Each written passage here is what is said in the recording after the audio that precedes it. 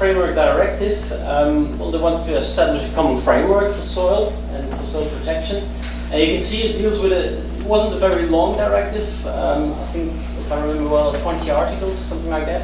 And it deals with prevention of soil threats, the identification of areas at risk, and then a large part of the directive also dealt with an inventory and remediation of contaminated sites. Now, what are the evolutions? Very quickly, in November 2007, the European Parliament, and there you see that it's not up to the Commission to decide, but it's up to the Parliament together with the Council of the European Union to adopt proposals and to have them agreed upon. The Parliament adopted its first reading. There are various procedures, but there's always a first reading and second reading.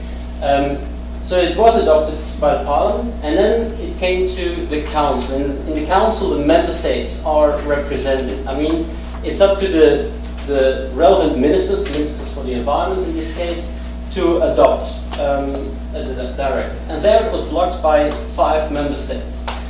There were a lot of discussions in 2007, 2008, 2009 during several European presidencies.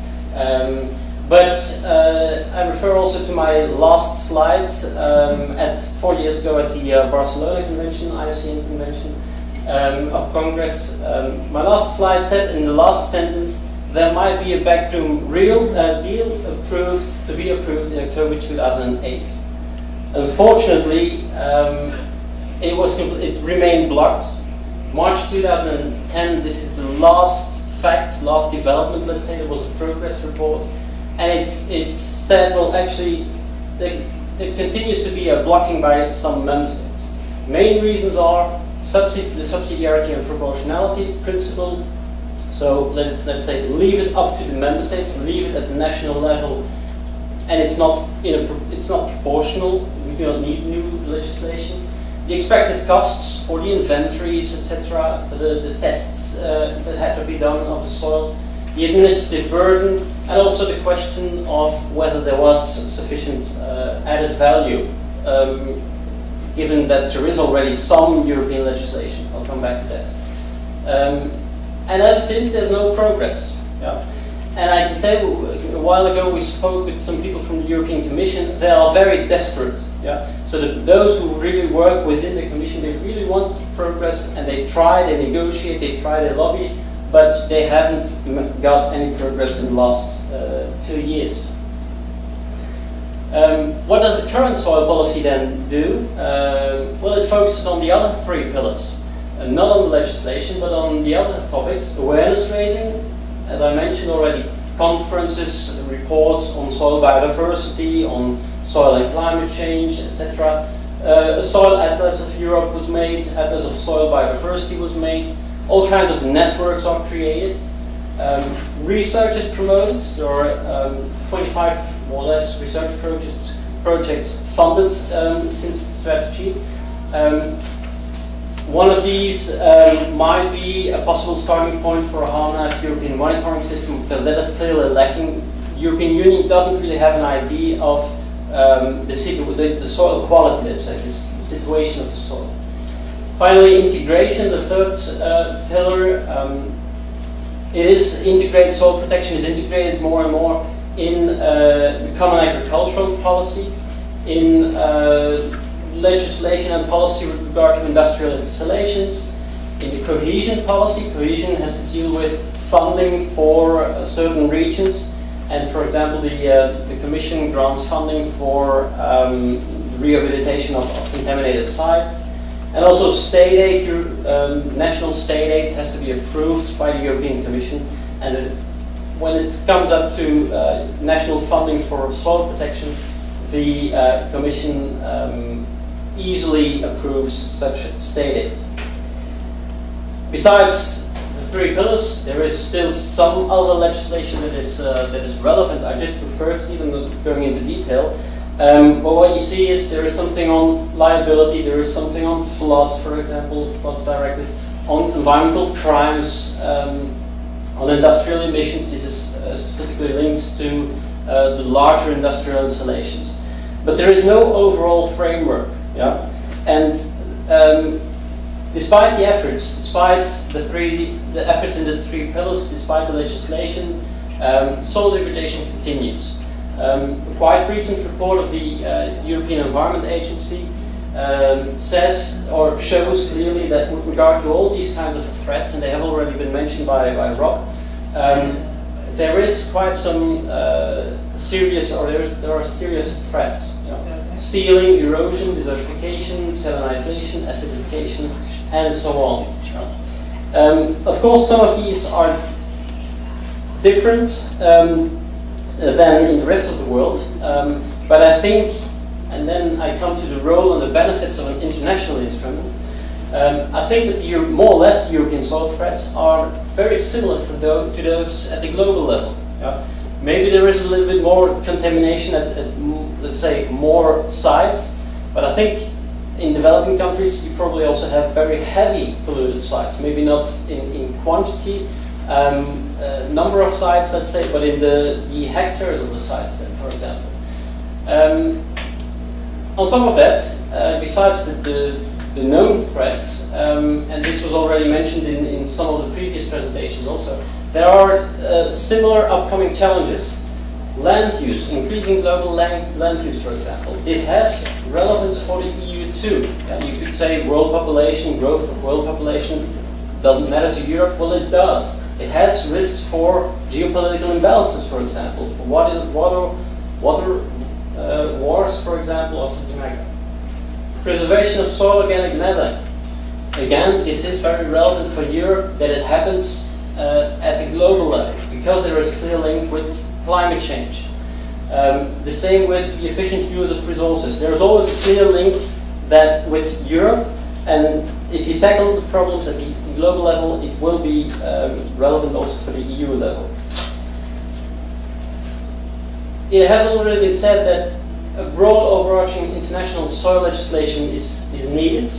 European Commission wants this too. It really wants such an instrument at the EU level, but at the EU level it is blocked. And therefore I think that there might be a very good role and benefits automatically for an international instrument. That's a voluntary instrument.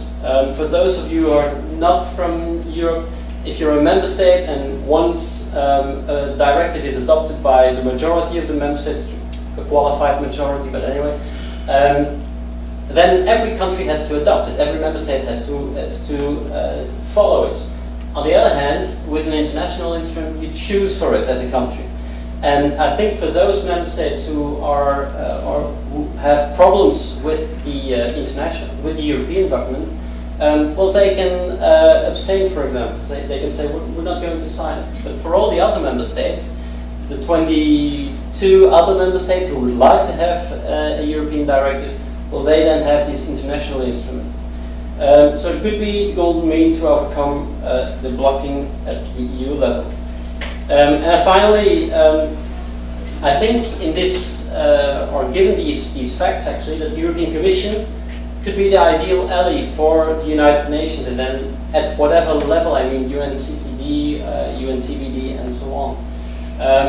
There were several joint sessions at Rio Plus 20 with regard to soil UN-EU sessions. And to conclude, maybe I want to link this to one of the slides of Rob Fowler also.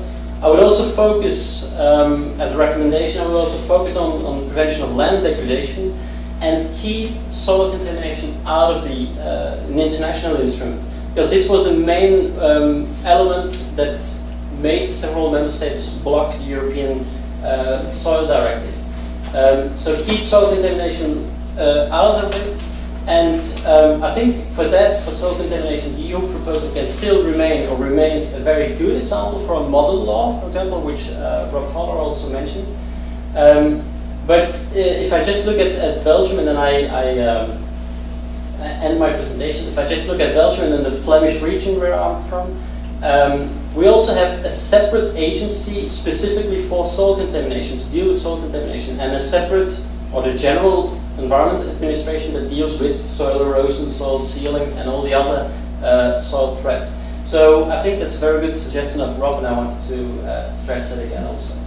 Thank you.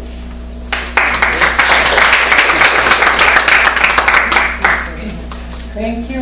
It was a very good presentation on the European Union soil policy, 4 pillars, and the progress made in some of these areas. An important offer also that the European Commission could be the ideal ally, and to keep soil contamination separate. I think that during Rio Plus 20 it was sad to see that Europe was not as active and vigorous as in the past, maybe because of the crisis they're going through, because usually the most progressive postures always came from Europe. Okay, I will ask now all of the panelists to come here, because we are going to start a session of questions and answers, and I know there are not enough chairs, so I will ask some of you to pull some chairs. I think I will go and sit in front to also hear and be part of the questions and answers.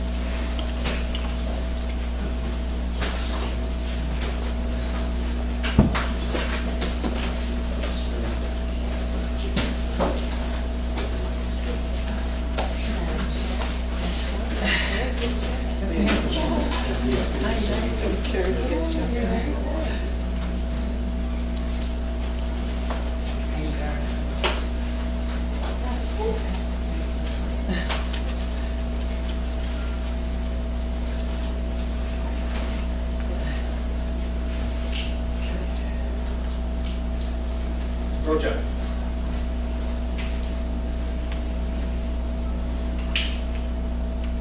Please, if you can tell where do you come from and where it's taken. Roger Cross from the UK.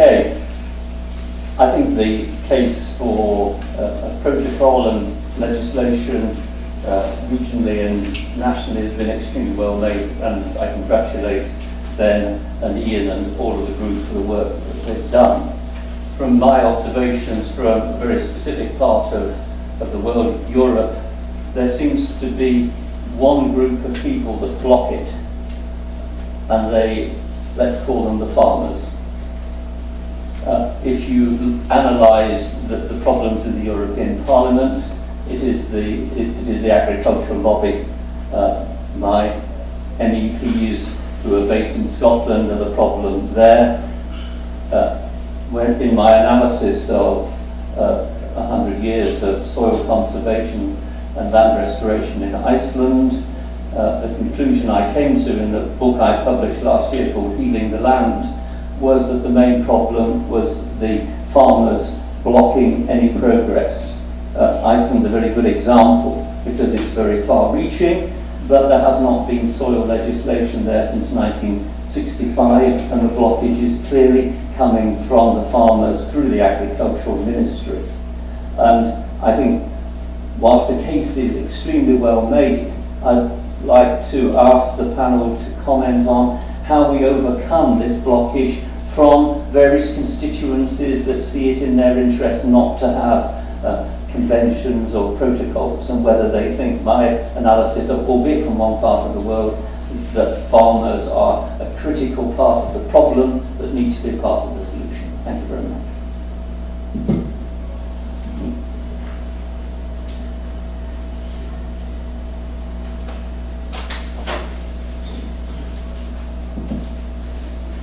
Well, I'll just make a few brief comments from a broader global perspective. In the last 4 or 5 years, there's actually been an upsurge or increase in the number of states that have been either revising or forming new soil legislation. And that's when I use the term soil legislation. Historically, that's been in the form of soil conservation law, but in recent years there's been more innovative approaches to the development of national legislation that have actually encouraged the farming communities to be part of. And I speak about a revision in the area of pastoral law. There's one form of legislation that has a focus on management of soils as well as other land management attributes. But yes, there are those definitely individual states where the farmer lobby still is very, very strong, not only in advocating against soil legislation, but also other areas of law, in particular biodiversity, conservation, any increasing effects of mining legislation, for example. So I just make those few brief comments.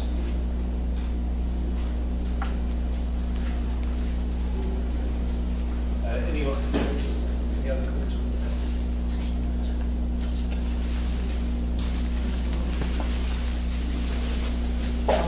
I think Roger's question raises a fundamental issue in land management. We've certainly had experience of it, as I thought perhaps Ben and Ian might have mentioned in the Australian context. And it's interesting that I think if you can point to the benefits to farmers as well from collaboration, many of them feel that they would like to see measures in place that would ensure that the few people who are not doing the right thing are able to be brought along, and that in the process of legislation there's encouragement for sound land management and support for that through government. So it depends how the case is presented as well, and what the proposals are. And I think if you look at the